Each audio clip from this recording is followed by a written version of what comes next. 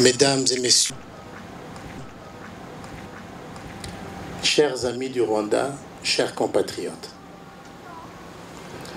je voudrais tout d'abord remercier Ibuka France qui chaque année prend l'initiative de cette cérémonie du souvenir.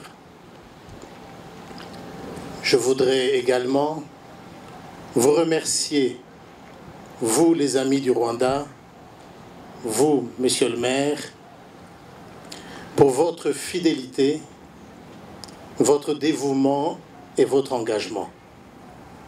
Non seulement votre action soutient et accompagne les Rwandais, mais également grâce à cette commémoration, elle garde l'humanité en éveil afin qu'une telle tragédie ne se reproduise plus jamais où que ce soit dans le monde.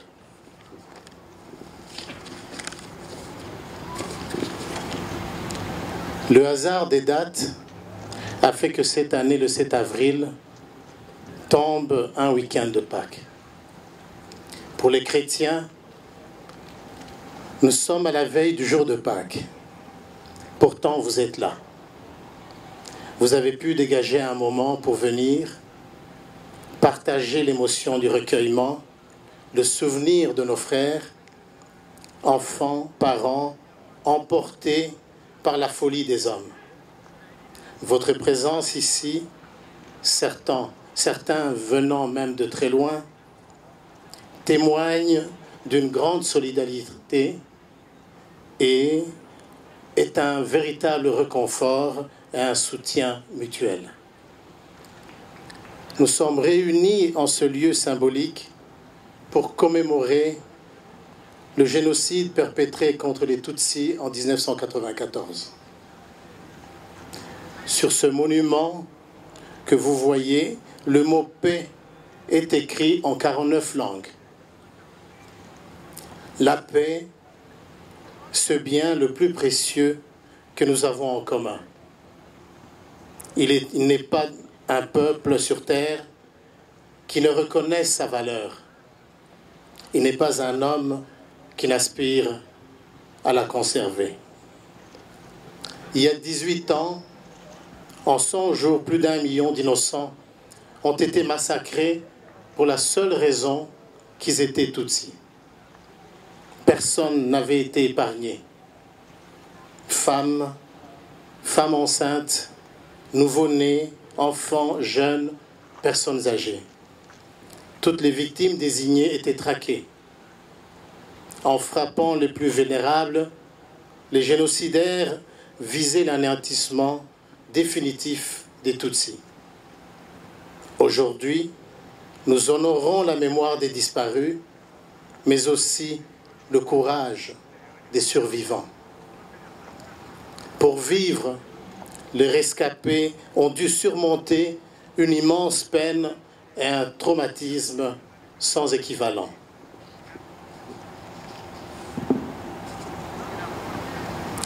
Avec courage et détermination, le peuple rwandais a entrepris la reconstruction du pays.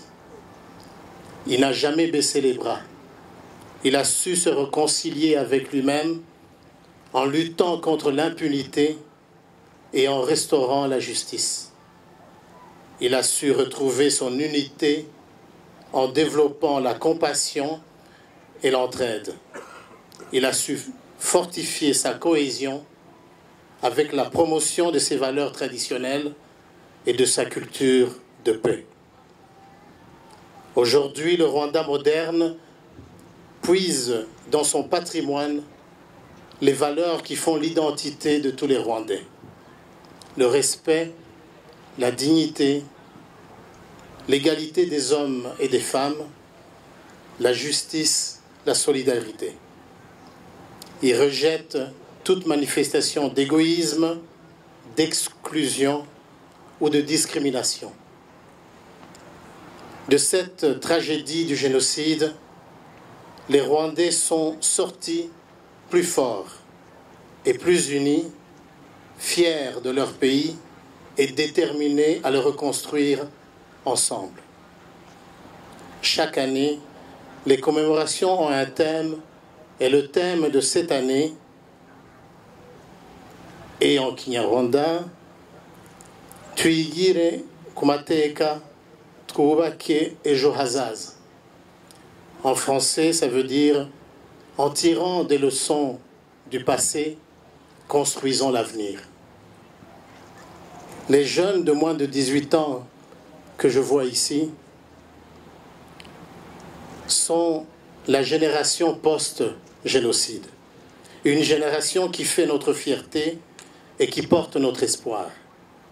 Cette génération a grandi dans la paix, qu'elle n'oublie jamais que c'est au prix d'une immense souffrance et sacrifice que cette paix a été construite.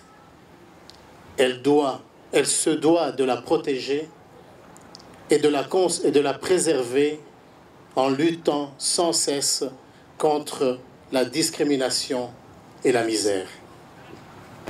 En m'adressant aujourd'hui à vous, devant ce monument que la France dédie au monde, je veux souligner combien il est important de poursuivre en France l'œuvre accomplie au Rwanda. La coopération que mènent nos deux pays a beaucoup progressé ces dernières années. Nos partenaires regardent avec nous vers l'avenir. Notre relation bilatérale est portée par un dialogue ouvert, franc et un partenariat confiant. Sur le plan judiciaire, néanmoins, des efforts sont encore à réaliser.